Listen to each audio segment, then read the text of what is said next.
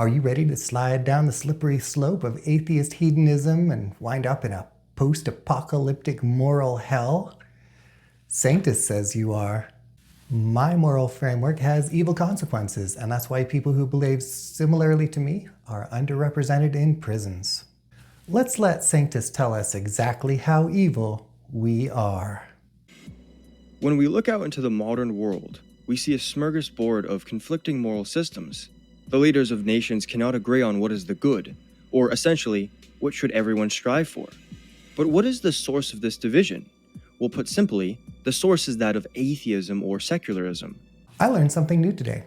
I learned that the endless internecine warfare between religions was entirely caused by atheists. If there weren't any atheists around, none of those religions would be fighting. Damn, we powerful. Atheism is the denial or lack of belief in the existence of God. Correct. Props to Sanctus for choosing to begin with an actual definition of what atheism is instead of trying to build a little straw man right away. We're going to go horribly off the rails later on, but for now, let's just enjoy this moment of agreement. Many atheists reject universal or objective morality and adopt a view of morality that is subjective. I've never been presented with a universal or objective morality to reject. There's human-centered subjective morality and there's God-centered subjective morality. And even the groups who claim to have an objective God-centered morality can't seem to agree about what it is, even if they share the same basic book. Subjective morality can be defined as a system of morality that is based on the subject or the individual and his preferences, feelings, culture, etc. Correct. My moral subjectivity is based on my perceptions, preferences, feelings, etc. Your moral subjectivity is based on your God's preferences and feelings, etc. Both of us have subjective moralities because they're both based on the preferences of some subject. Do you think Sanctus is going to misdefine what objective means or skip it entirely? Let me know down in the comments. To give an example, those who hold to subjective morality may value sexual freedom, or they may not value it. It is dependent on the individual's preferences. Or we may see sex and sexuality as amoral, lacking any innate moral weight. We might put more value on consent. Can the person you're having sex with consent to it? Did the person you're having sex with consent to it? Maybe the consent, or lack thereof, is what makes the sex moral or immoral. And that's the thing with these supposedly objective or universal moral systems. They're just about rule following, and unfortunately, consent seems to fall through the cracks an awful lot of the time when all you're doing is talking about rules.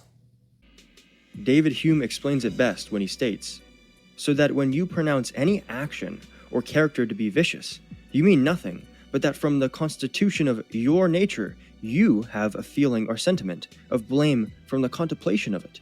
Vice and virtue, therefore, may be compared to sounds, colors, heat, and cold, which, according to modern philosophy, are not qualities in subjects, but perceptions in the mind." Ironically, Hume was talking about why he believes that morality is subjective. Sanctus has engaged in the time-honored tradition of quote mining. Quote mining violates that awful little rule against bearing false witness, so I look forward to having many a long argument with Sanctus in hell. This is contrasted with objective or universal morality, which can be defined as a system of morality that is applicable to any person, culture, or society. I think Sanctus and I are going to disagree because he's comfortable trying to say that specific moral rules are themselves universal moral frameworks. And I see the rules as maybe part of a framework, but rules are not themselves the framework. So we're going to be talking past each other a little bit, I think. There isn't a moral system that is common to every country or person or religion or cultural group or whatever. There may be similar moral systems, but there isn't a common system, and that's why there isn't a universal morality. To give an example, a person who holds to objective morality may uphold murder to always be wrong in every situation. Since we've defined murder, by definition, as an unjustified killing, and because different countries have different rules about what justifies killing someone, we find that there is no objective moral rule about murder. What is murder in one place will not be murder in another. And thus, you can do different things in different places, even though we all agree that whatever we call murder is wrong. I agree that we shouldn't go do murder, but I do that from a place of subjective morality. Generally, those who uphold objective morality believe in God. Generally, people who believe in illogical and self-contradictory things like gods tend also to believe in illogical and self-contradictory things like objective morality. And God being that being which gives this system of morality to mankind, or put differently, constructs reality and human nature, such that they ought to act out or achieve certain goods and virtues and avoid those things which lack good or are evil. Subjective. Based on or influenced by personal feelings, tastes, or opinions. Objective, not influenced by personal feelings or opinions in considering and representing facts. Something that is subjectively true would be like your favorite color, your favorite food, your moral system. Something that is objectively true would remain objectively true even if you were the last human being on Earth. Morality would disappear if you were the last human being on Earth because you couldn't do anything to anyone else. Can you steal from anyone if there's no one to steal from? Can you murder anyone if there's no one to murder? Can you say something mean to anyone if there's nobody to say anything mean to? Can you support somebody if there's nobody to support? There's no good thing or bad thing you can do in the world if you're alone in the world. And that's how we know that morality is subjective. On the other hand, I live in a world with over 8 billion people in it now, and if I drop a rock at sea level, I expect that it will fall. If everyone but me in all of the world disappeared, and I was at sea level, and I dropped that rock, it would still fall. Gravity is objective.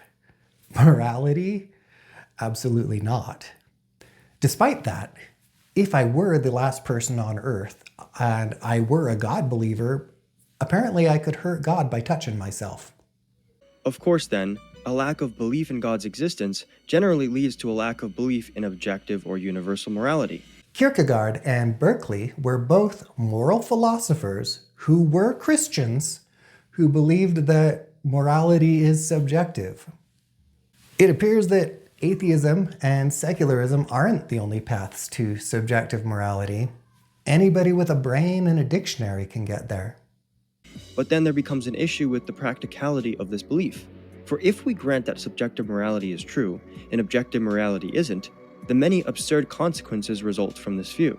I've noticed that the individual phrases Sanctus uses seem to make sense, but they don't hang together very well as like in a conceptual framework. It's really disorienting. He's not very clear about whether he's referring to objective or subjective morality in that group of loosely associated phrases he just did. I mean, I can tell from context that he's saying that subjective morality is the problematic one, but he's not actually saying it. I kind of wonder if he had some AI help on his script, because I know AI has difficulty with that sort of thing. I mean, I can't judge, because I use AI to make my thumbnails, but these words, they are mine. Thus today we shall drive atheism to its logical conclusions regarding morality, purpose, and value. Since atheism makes no moral claims, it's confusing that you're saying you're taking atheism to its logical moral conclusion. My morality comes from my humanity, not my atheism. I could point to two religious sects that use the same Bible but don't agree morally. I can also point to two religious sects that use different source books. Maybe one is the Bible and one is the Quran, and have very similar morality. It's almost as if you're not getting your morality from your religion. As I like to say, people are good or not in spite of, not because of, their religion. That's how you can get stinkers like Billy Graham, but also you get awesome people like, Mahatma Gandhi, who may or may not have touched kids. Okay, bad example. Moving on. As a side note, if you'd like to support me, make sure to check out my new released merchandise, which is based on our Lord Jesus Christ. Thank you. Do you remember that passage in the Bible where Jesus was so happy to find money changers in the temple that he threw a party and everybody got presents and it was really wonderful? Neither do I. It didn't happen. Sell your shit, but doing it in the name of your religion, kind of sketch. That's what is called an internal critique. We're going to get to that later. What then are these absurd consequences that result from atheism's subjective morality? There's no such thing as atheist morality. Atheism is not a moral framework. I can find atheists who reach very different moral conclusions from mine. For example, I believe that all humans everywhere are entitled to the same rights. Richard Dawkins, who is a famous atheist, we own him even though we don't like him, believes that trans people are not entitled to the same rights as everyone else because he's a dick. Atheists can be dicks or not dicks, and the atheism isn't what makes them do that. Well, for one, it is impossible to tell another person that they have done something wrong, for they are merely acting out their preferences, and by imposing your own preferences on another person, you attempt to make your preferences of morality the standard that all should follow. This is why we don't base our laws on morality, and why everybody thinks everyone is wrong about something, and that's okay. Vegans think that I am wrong because I have my princess chickens in my backyard that I take care of and I eat their eggs.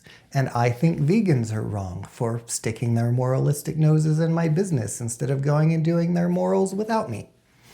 And it's okay that we both think the other is wrong. Christians and Muslims think they're wrong for reading the wrong book. Whether or not we can all agree that murder is wrong becomes irrelevant because we've all agreed to laws that forbid murdering. So it doesn't matter if you're like, yeah, I gotta go kill, because we've collectively agreed that we're not gonna go do a murder, and that's how societies work. Laws are how societies function, how groups of people work together. Morality is how individuals function. Thus, the most vilest of immoral actions become licit and acceptable. Nothing about having a subjective morality means that somebody else's subjective morality automatically has to be acceptable to me. This is either a red herring or a straw man. Let me know down in the comments. For as was stated, one can't really tell another person that rationally their actions are wrong by appealing to some standard. If the atheist is to be consistent with their position, this necessarily is the result. Rationality and morality are also different things. We can judge a subjective morality using something called an internal critique. And here's the part where we get to talk about that. Imagine a hypothetical Christian who believes that infidelity is morally wrong, and yet they vote for a presidential candidate who has cheated on all 3 of their wives.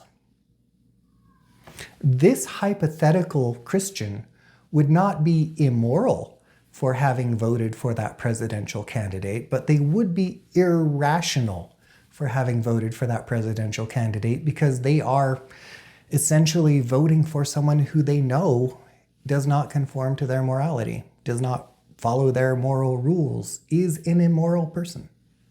I don't have to share a moral system with someone in order to critique whether their decisions follow from their system.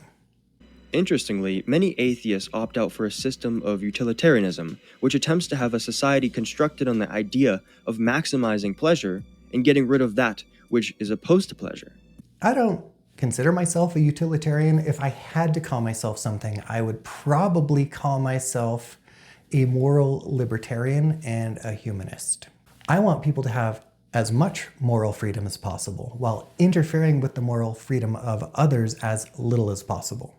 This is consistent with my self-interest because I don't want some jerk interfering with my moral freedoms. If I want to be consistent or rational, my moral system has to also emphasize the rights of other people.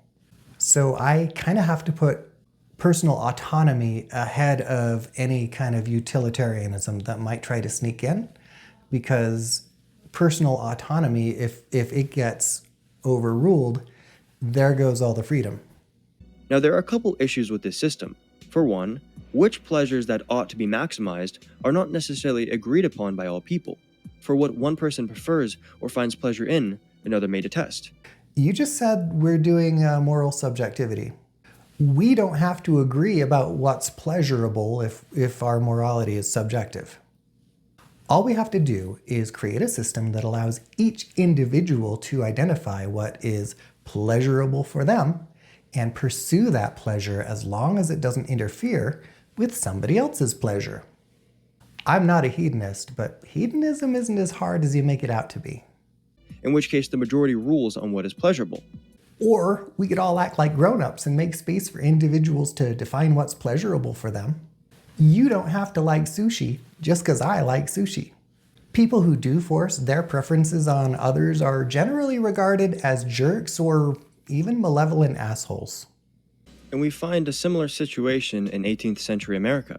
For at one point, the majority desired slavery as an institution that helps to maximize the overall amount of people in the society. But of course, the issue with this view is that every human being has dignity and value. But in atheism's subjective worldview, they really have no basis for opposing slavery, for morality is merely what one prefers. Oh, so that's why the majority of slave owners were Christians, and why slavery was justified using the Bible, and why when the southern states left the Union, their articles of secession specifically said that they were seceding from the Union because slavery was the most consistent with the Bible. That all makes sense now. That's why the slaves had their own version of the Bible to help keep them in line. I guess that's just how atheist slavery was. Another issue with this worldview is it amounts to saying that the purpose of life is self-pleasure. Some, but not all, versions of utilitarianism can get you there. Atheism doesn't get you there. But atheism not only rejects universal morality, but it rejects universal purpose. Every person's purpose then is subjective. That's right. Your purpose doesn't have to be the same as my purpose. I think we're better off that way. You can be a hammer, and I can be a screwdriver. I think the toolkit is better if it's not all hammers. For one person may not care to maximize pleasure. They could be a depressed or pessimistic person who does not care or value these things. Depression and pessimism are two very distinct things. Depression isn't a choice. There are a lot of people who are experiencing depression right now who are desperate to feel anything.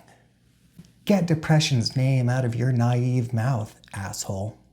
Depression has nothing to do with morality and moral systems.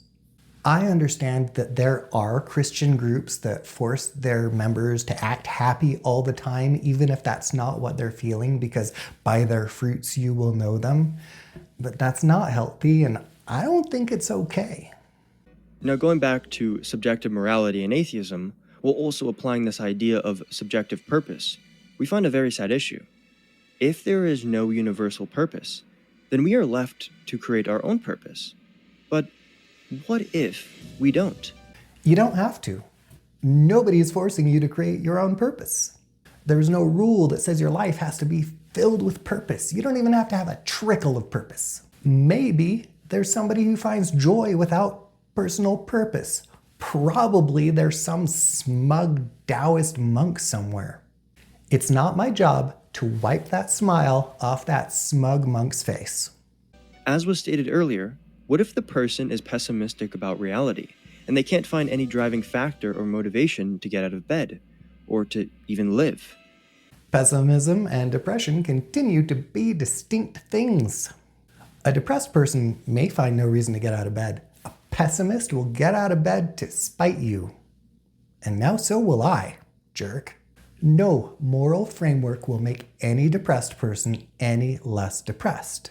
Depression is not a moral failing. Shaming people who are sick is gross. You are gross.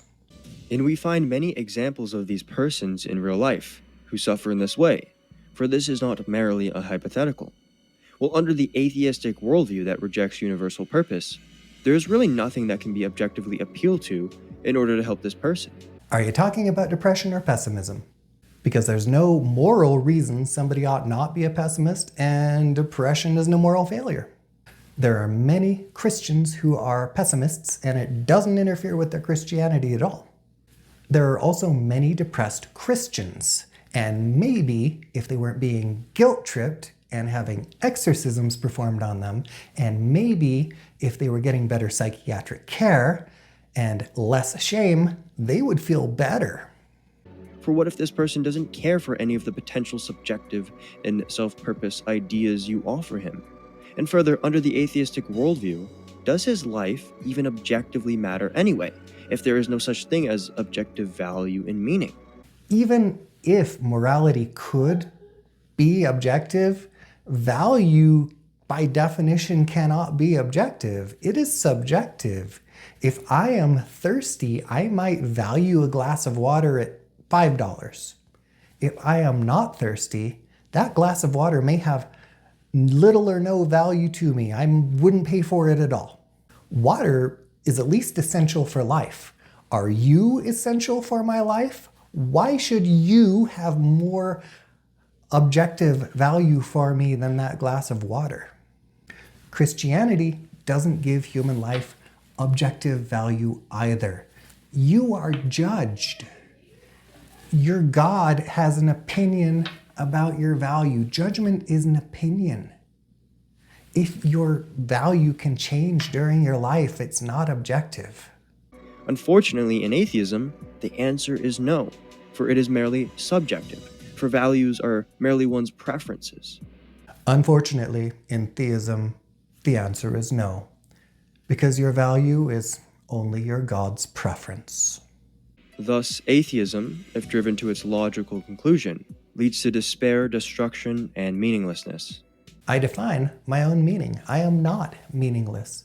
But even if I didn't define my own meaning, I would still have meaning to my family, to my friends, to my neighbors, to my offspring. Life is full of meaning whether we put it there or not. If people have no value to you without your God, how are you not a sociopath? As was stated, this on its own doesn't disprove atheism being true, but it shows the reality of atheism's evil moral consequences, which the majority of atheists are completely blind to.